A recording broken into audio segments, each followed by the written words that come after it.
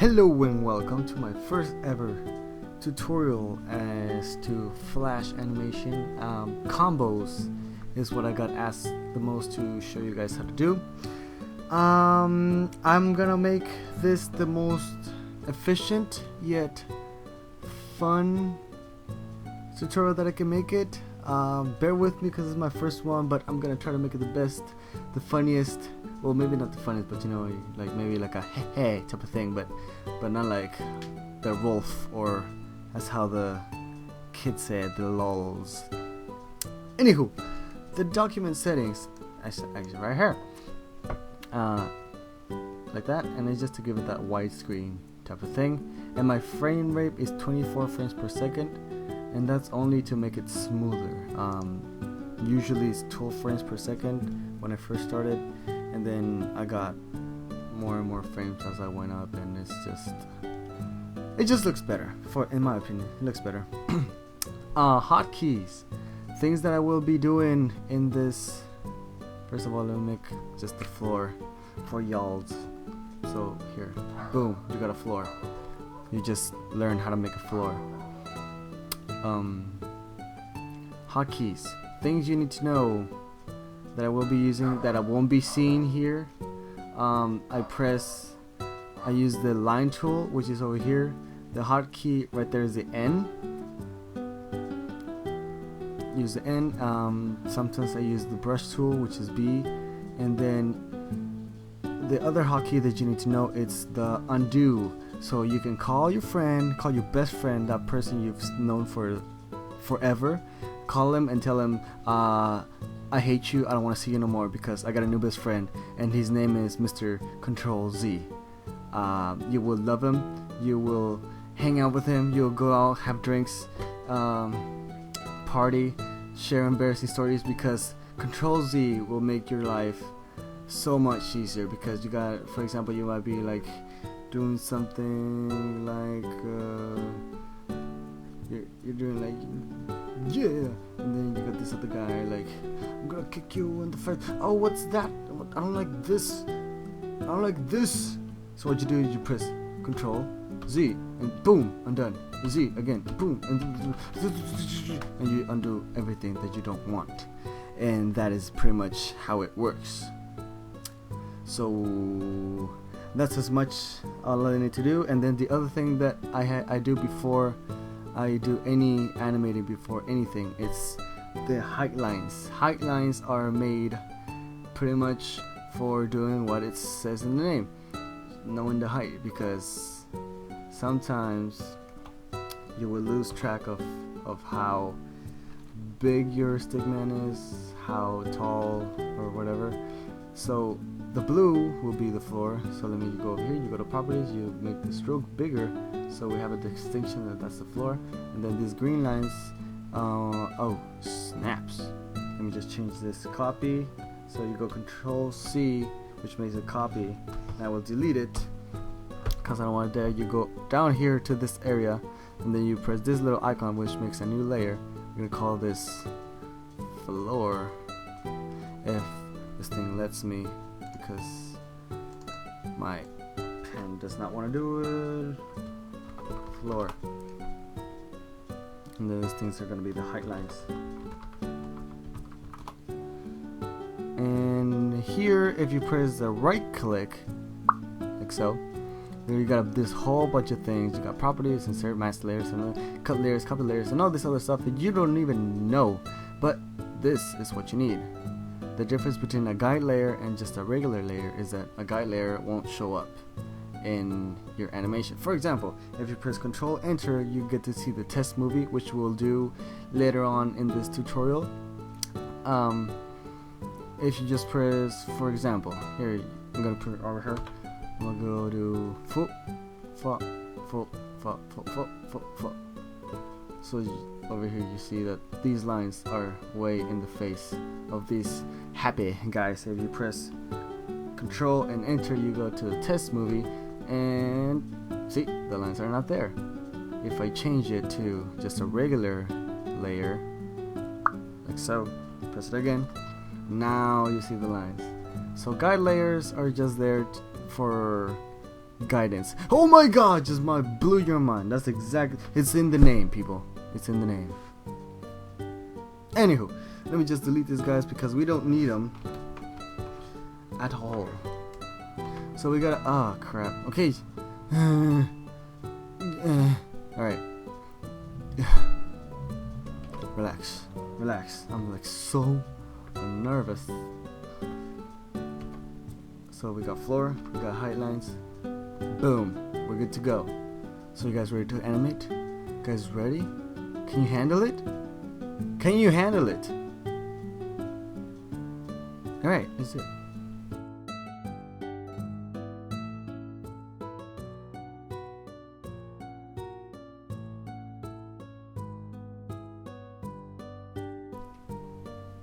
So what we got here is that we're gonna be renaming some layers and we're gonna make a stick figure, just like so. Make sure you turn on the magnet tool. This is how I do it. There's different styles. There's a brush tool, there's a fill tool, there's a bunch of other things that people use to make stick figures. I myself use the line tool.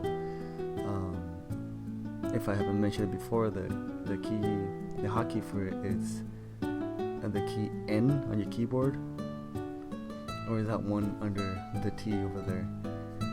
But I use the line tool myself, and the magnet thing is just to unite them at the edges, so it's all in unity, as I say.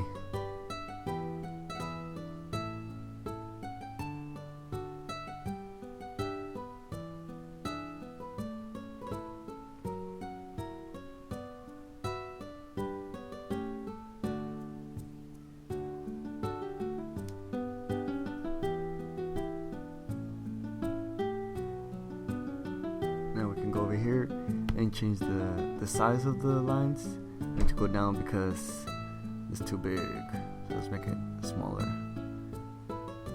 because it needs to fit these height tools. You know what I'm saying?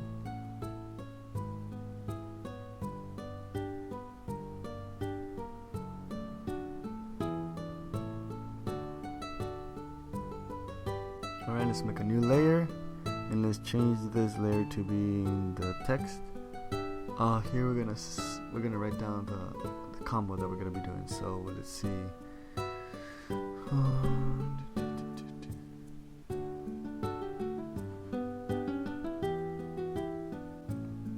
And there we go. It's gonna be punch, punch, kick, kick in the head, or head kick, throwing, and then smash down like the finisher.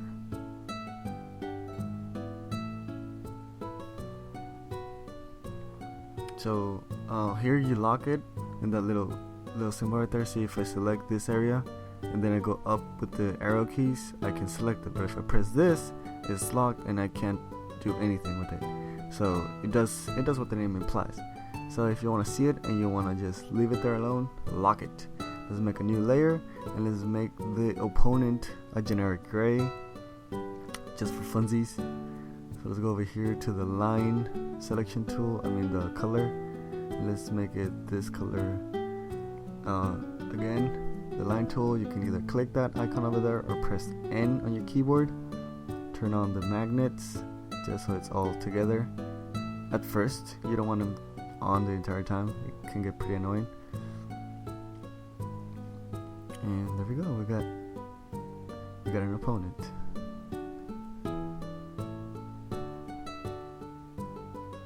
So let's go all the way over here and press F5. That adds keyframes. Lock the floor.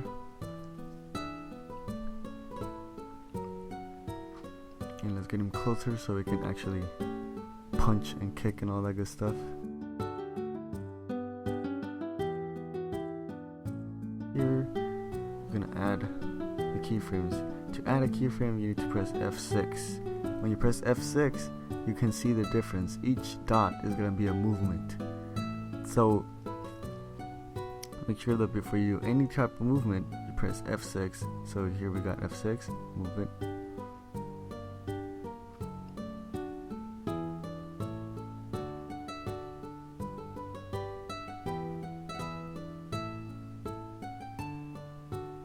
Again. or just F6 by itself. And then also we're gonna move it, and then over here, down here, there's a, look over here, look down here, everybody, you look, see there's this thing called the onion skin. You click it, and then you get to see these two brackets that are gonna show you into the future or into your past. So you're gonna pull these brackets down because I only like to see the one right before, and then you get to see the shadow of what happened before. That little like ghostly shape is where the object was before. So see, I've moved this arm, and you get to see behind where the one previous was. So this helps to actually follow in movement, so you're not just doing something completely out of whack and just something that was not there before. So following this, let's keep going. And here I press F7. F7 adds blank keyframes where there's nothing. So F5 adds just more frames. F6 adds a keyframe, and F7 adds a blank keyframe. Blank keyframes are when you don't want anything on that layer, and people that use the brush tool are the ones that usually use it more. But since I'm using the line tool, you don't need to do all that. You just need to be pressing F6 over and over and over again.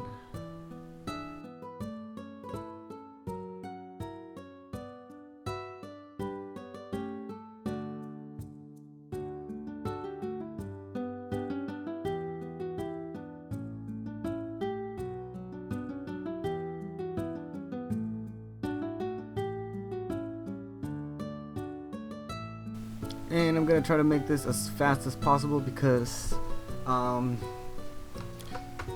it's gonna take time, but of what happened.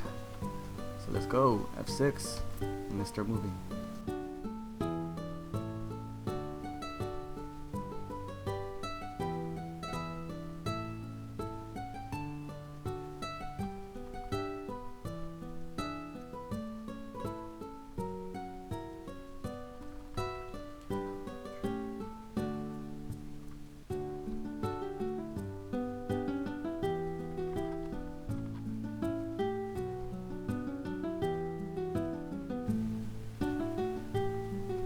Now another good thing to remember that a lot of people forget is that when the body part moves, it's not just that one body part that moves.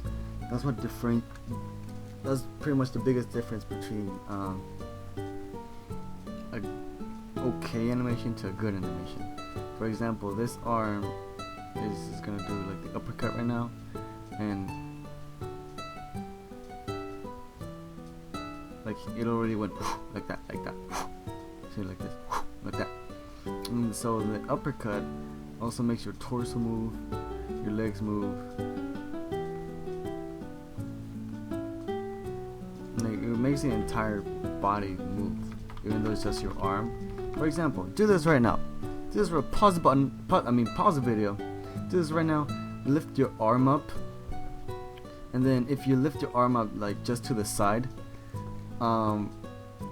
your hand is up, but also your forearm and the arm, and then also your shoulder goes slightly up, and even your other shoulder kind of like contracts. And that's pretty much like how you see that other body parts have to work together for this to look natural. Just let's do a parenthesis on this, like one here and one here. For example, how natural would it look if I do this? Boom, boom, boom, boom, boom, and then I play it. See how fake that looks? Because there's only one thing moving.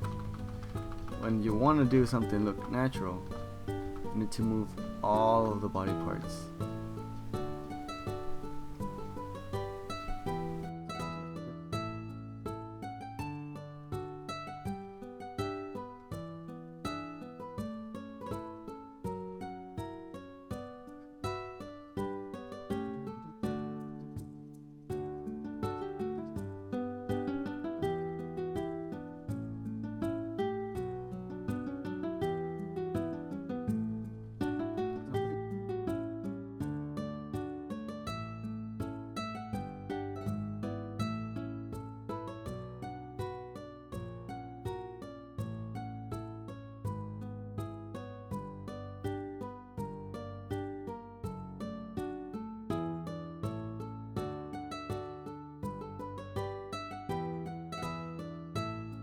So right now we got punch,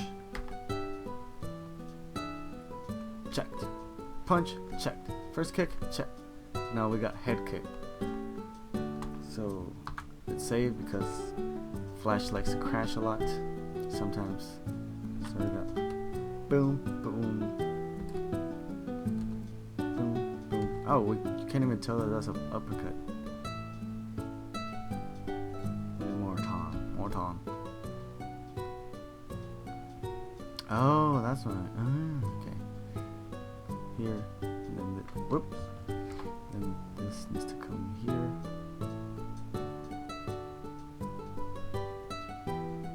Nope, there needs to be one more.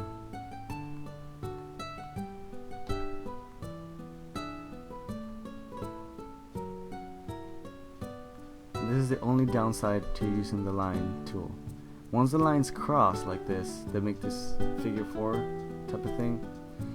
If you try to move it again, it's connected to that, so it lost its independence, as you could kind of, I don't know, I guess you could say it lost its independence, like, because now it's attached to that part. So that's the only downside to using the line tool.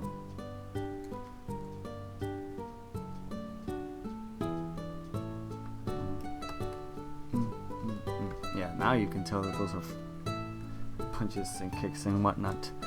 In the face! So let's see, we got so now we got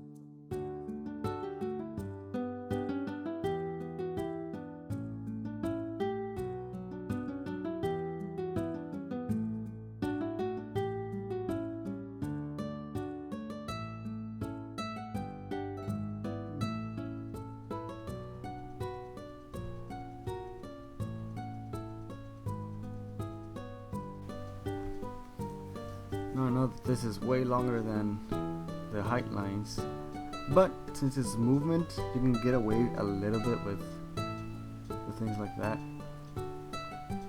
So it's all good. Just as long as whenever things go back to just being a little bit more calm and static, you revert back to the size that it's supposed to be. So we're done with the throw.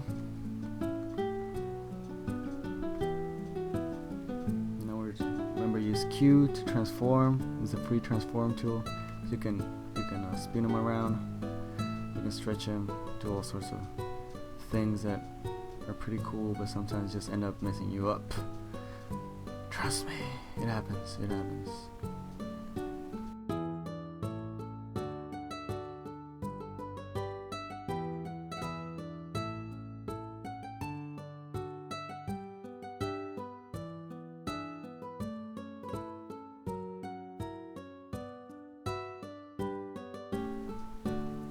Nobody's talking besides me, so I'm just in an empty room talking to people.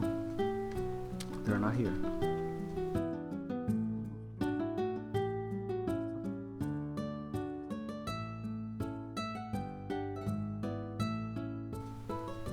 And since it was a hard impact, the body needs to reflect that. So down, down,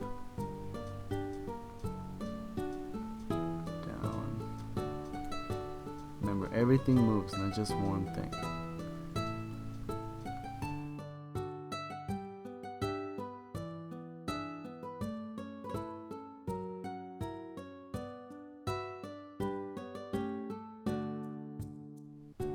And there we go. Now the thing that I have to edit is here when it's airborne, because if we play this, it's just there static. So let's see what we got so far.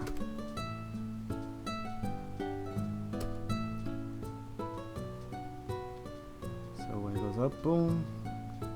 I'm gonna edit all these with the arrow keys, just because I just feel a little bit more comfortable using these.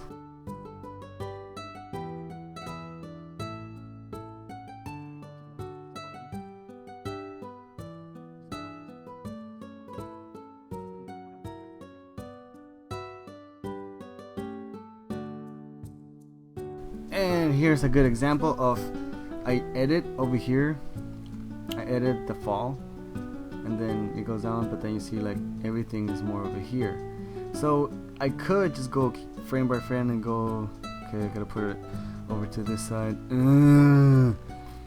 Flash can hook it up, you know. Flash is a good guy. So you go with your onion skin and then you open up, so you can see in the future what's gonna happen after.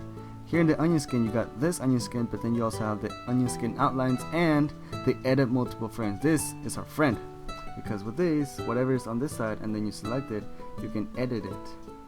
And by edit it, I mean like you can see how it's over here, but we want it, wait. So we're gonna start with down here, but then it starts moving to the side and then it ends being all the way over there. So the first one we need to edit is from there all the way to the end. So we're gonna select all of these. Remember that it's this one. Select all of these. Boom, they're all selected. Shift and to the left, and they're all moved now. See, except minor tweak, minor major. So we use. Gonna open up the other one just to know exactly. Wait, here, more,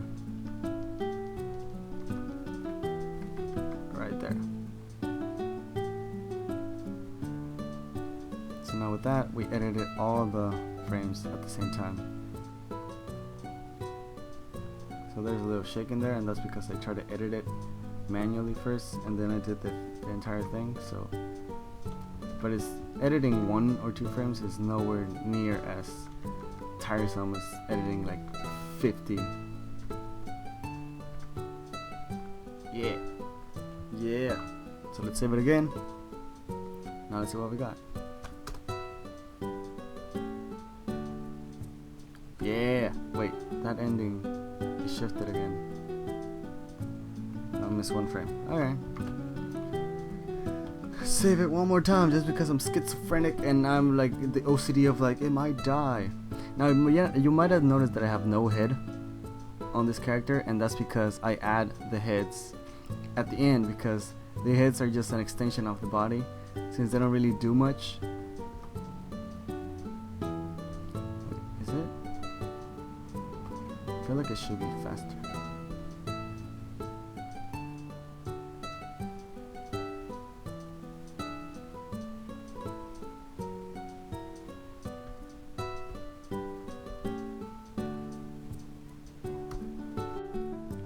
And let's pause right here. This concludes part 1. On part 2, we're gonna animate the opponent. We're gonna add some swooshies, which we'll see what those are, and we're just gonna do minor tweaks and all that good stuff. But this pretty much covered the basics on how I start out the layout, and then animating the main subject, which is the purple guy in this case. So click here to go to the next episode. Also make sure you check out all the other videos that I made. I made some live action things, and also I made a couple of animations. Maybe you've heard of them. If not, dude, go ahead and click it. Dude, go do it. See ya guys later.